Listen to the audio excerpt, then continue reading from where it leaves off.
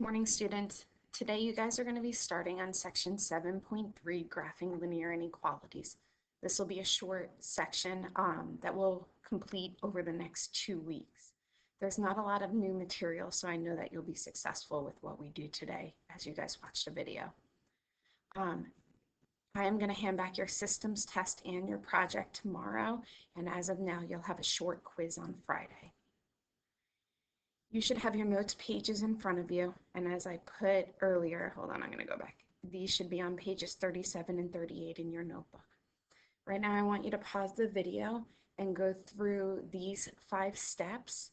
Write them down on your worksheet in the top so that you will have it in front of you in a second.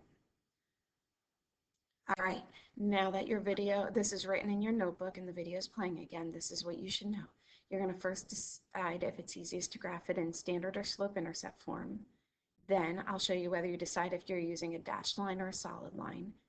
You're going to graph a line just like you've been doing all year. So this is nothing new, except you just need to determine if it's a dashed line or a solid line. You're going to test a point, and all you're going to be doing is shading above or below the line. So here's what it's going to look like. If there is, and let's see if I can type, a less than symbol or a greater than symbol in the problem, instead of an equal sign now, you're going to use a dashed line. If there is let's do this again, a greater than or equal to, or a less than or equal to or greater than or equal to line, you will use a solid line. So if it's underlined, you need more ink, so you need more ink to shade it in. That's kind of a silly trick that I used to remember. If it's not underlined, you needed less ink to draw these symbols, so then you use the dashed line. And then what you're going to do is we're going to be testing points today to see do you shade below a line or above a line.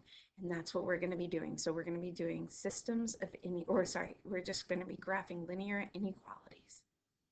So here's the first problem. First problem you have, I'm going to just shorten this, make this smaller as we're talking, is the first equation is in standard form. So if that's the case, we're actually going to be using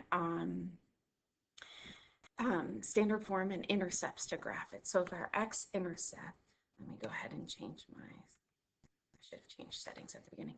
So on here, if our x-intercept, to find it, our y is equal to 0, we're left with the equation 2x equals 12.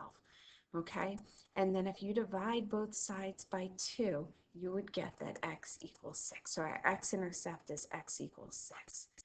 Then over here, our y-intercept is when x equals 0. So we are going to have this, and you'd be left with 3y equals 12, and if you divide both sides by 12, you get y equals 4. Same thing we've been doing all year. Let's see if I can use my touch screen for this. So if we're going, this will be the 0.60, and that would be graphed right over here. And I'm using my finger, so sorry if it's not perfect. This would be the 0.04, and the y-intercept. Don't forget, here's the x-axis, here's the y-axis, okay? Then, since my original problem has a less than, I want you to think in your head, is that a solid line or a dashed line? And hopefully you came up with that is a dashed line. So I'm going to connect those two as best I can. Let's see if I can do this. Go through them. Okay. So that's going to be a boundary line for us graphing linear inequalities. And what we want to see is in inequalities, tons of points make the inequality true. So we want to see if all the points that make it true are below that line or above it. So we're going to test the point 0, 0. So what I'm going to do is I'm going to take the equation. Why is this on a, oh, I didn't want to calligraphy type. Okay, what I'm going to do is I'm going to take that equation, 2x plus 3y is less than 12. And I'm going to test the point 0, 0 because that is the easiest point to test if your line does not go through 0, 0. I'm going to plug in the point 0, 0 for x and for y, 3 times 0. And I'm going to see if it's a true statement at the end.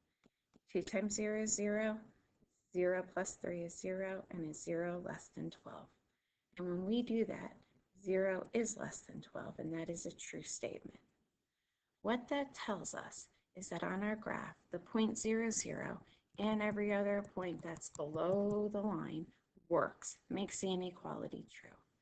So what you can do is pull out a highlighter, and you can either shade it all in like this. That means that every point down here works. Or sometimes even what I do is I even just sometimes, oops, can I write on there with red? Just draw arrows. I don't even shade it all in and waste all that ink. I just draw arrows to show which way I'm going to graph. That's how you graph a linear inequality. Oops. The next one you have is this. I'll let you pause the video, go ahead and try it, and then turn it back on. All right, you should have graphed this already. So here I'm going to go ahead and do the work, and you guys can check it. Here you should have had that 4x equals 16 to find the x-intercept, and if you divide by 4, you get x equals 4, meaning that x-intercept is a 0.40. The y-intercept would be careful here, negative 2y equals 16, so y equals negative 8. So our y-intercept is negative 8 right there. And then over here, since this is a less than or equal to, it is a solid line. Okay, and we're going to test the point again. Hold on, 4x minus 2y is less than 16. So 4x minus 2y is less than or equal to 16. When I test the point 0, 0 this time, we're going to see if 0, 0 makes it true. Is 0 less than or equal to 16, true or false? Again, this is a true statement. So again, we're going to shade towards the point 0, 0. Had it been a false statement, I would have shaded away from 0, 0 towards that side that now has the blue dot. But since it's not true, since it was a true statement, I'm shading towards 0, 0, and this is what I get. Go ahead and try the next one. To save time on the video, I'm going to let you just share work with a friend, and I can go over this one tomorrow. I want to go to another example. We're going to go to this. This one I'll do. The last 3 examples were in standard form or were best to graph by x and y intercepts. This one here, you'd want to solve probably in slope intercept form. What I would do is I'd divide everything by negative 2. Except here's the issue.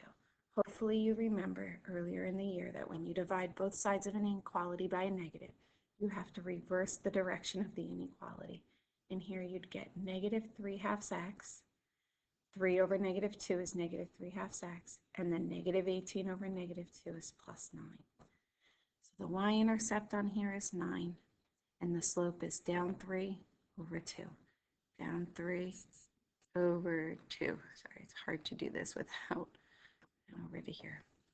And then since it is a less than or equal to symbol, I am going to draw a solid line through this because it is less than or equal to. And we're going to test that point 0, 0.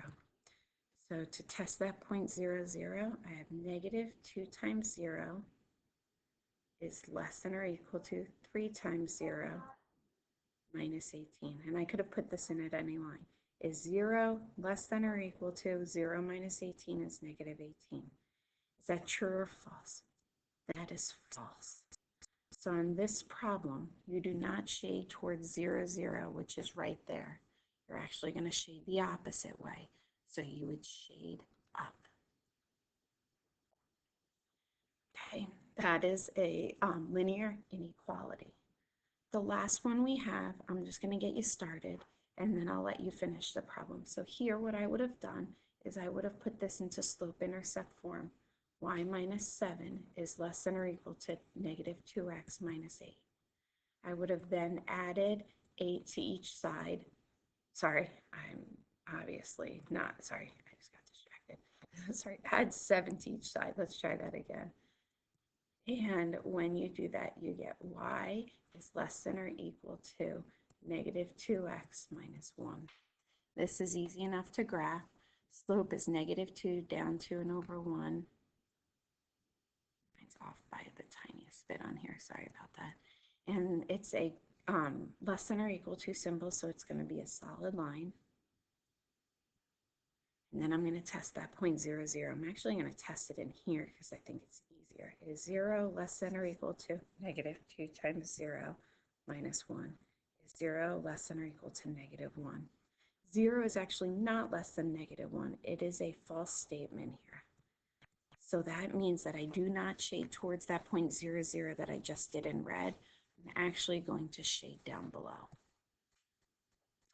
All right, if you have any questions, you can always go to khanacademy.org and watch or just even type in the computer or your phone, graphing linear inequalities video, and videos will pop up to show you how to graph it.